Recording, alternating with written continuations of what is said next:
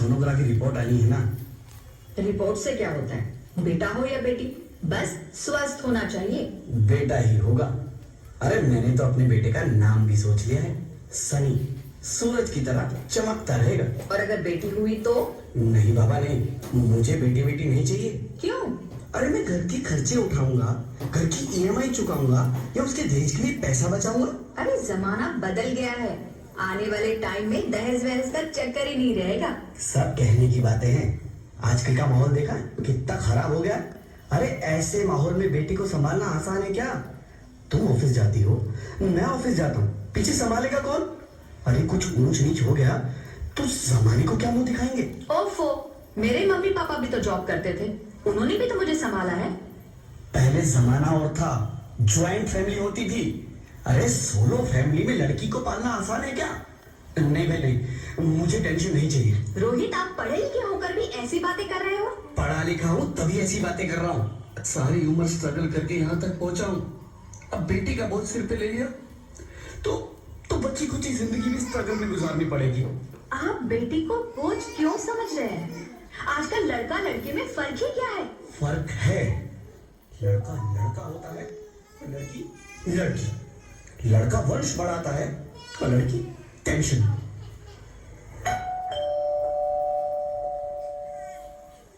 साहब, डॉक्टर साहब ने ये रिपोर्ट भेजी है। ओह, रिपोर्ट आ गई? बताना बताना, क्या है रिपोर्ट में? वही जिसका डर था, तुम्हारे पेट में बेटी है। तो इसमें परेशान होने की क्या बात है?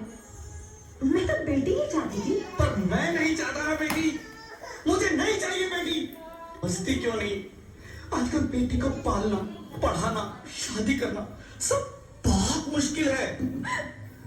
रोहित, मैं संभालूंगी। हाँ, मैं डबल मेहनत करूंगी। पर प्लीज प्लीज रोहित, ऐसा मत करो। प्लीज रोहित, ऐसा मत करो। एक बार बोला ना, बेटी नहीं चाहिए मतलब नहीं चाहिए। पर रोहित, चूज वन, बेटी या मैं। रोहित प्लीज, रोहित रोहित, मेरी बात सुन लो रोहित, प्लीज। मेरे पास समझने की कोशिश क्यों नहीं करते? मेरे लिए तुम दोनों ही बराबर हो। अब मैं किसी एक को कैसे चुन सकती हूँ रोहित? रोहित प्लीज, अब मैं तुम्हें कैसे समझाऊं? कैसे समझाऊं मैं तुमको?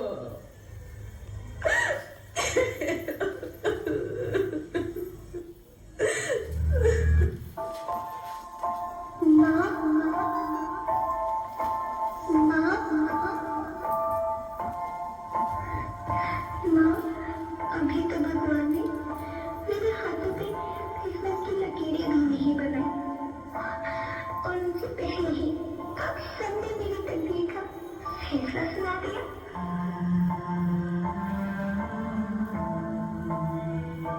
माँ, मुझे जी लेने दो।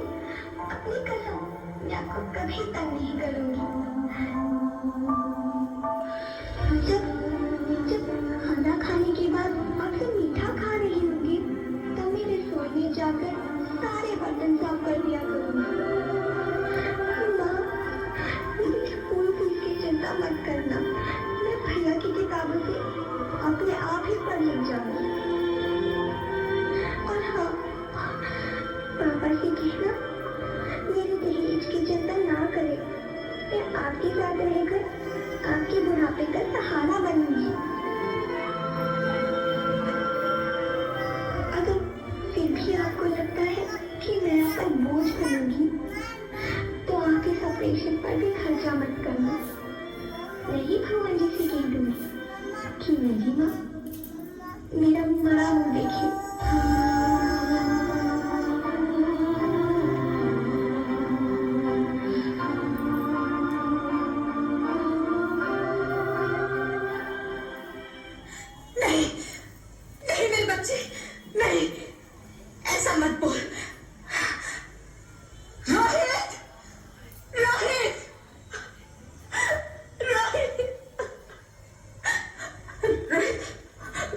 रोहित प्लीज, मैं ऐसा नहीं कर सकती।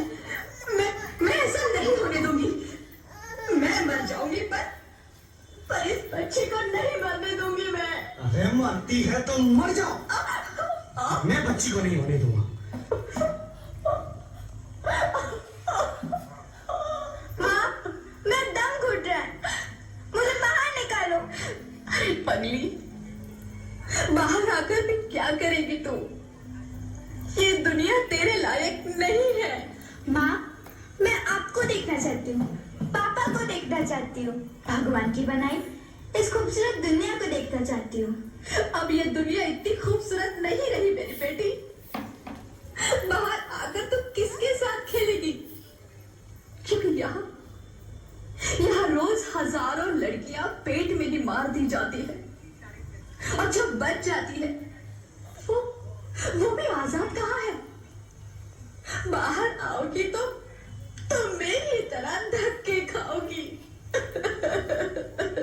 पर माँ, अंदर मुझे बहुत डर लग रहा है। बाहर बाहर इससे भी ज्यादा डरावना है मेरी बच्ची। बाहर बहुत डरावना है। ऐसे डर में जीने से तो अच्छा है तू बाहर ही मत आ मेरी बच्ची। तू बाहर ही मत आ, मत आ, मत आ, मत आ, मत आ, तू बाहर ही मत आ। अंगना में उतरे जैसे धूप की चिड़िया, आँखियों में ऐसे खिले रूप तेरा गुड़िया, साथी न संगी कोई, सखी न सहेली, किन संग खेलेगी तू लाडो अकेली। हाँ, बंद है कि बढ़िया खिड़की पे सागर, किसके लिए दुनिया में आएगी तू पागल, आएगी तू पागल। होना आना इस देश में लाडो ना, आना इस देश में लाडो। हो चाहे टुकड़े हो दिल के हजारों, पर तू ना आना इस देश मेरी, आना इस देश मेरी। ज्योति, ज्योति, क्या हुआ ज्योति? क्या हुआ? अरे कुछ तो बोलो Jyoti. Hello, hello doctor, please come fast, please. Jyoti, Jyoti कुछ तो बोलो। अरे ज्योति कुछ तो बोलो, कुछ तो बोलो ज्योति, कुछ तो बोलो।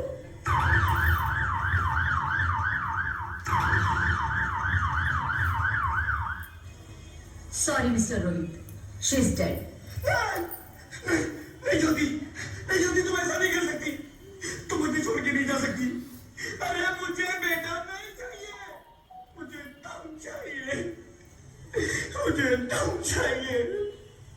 ज्योति, ज्योति तुम मुझे छोड़ के नहीं जा सकती। नहीं, नहीं जा सकती, मुझे छोड़ के नहीं जा सकती। तुम मुझे छोड़ के नहीं जा सकती। हे भगवान, ये तूने मुझे इतनी बड़ी सजा क्यों दे दी? अरे मुझे बेटा नहीं देना था तो ना देता। मेरी ज्योति को क्यों छीन लिया? मेरी ज्योति को क्यों छीन लिया? मेरी ज्योति को क्यों छीन लिया?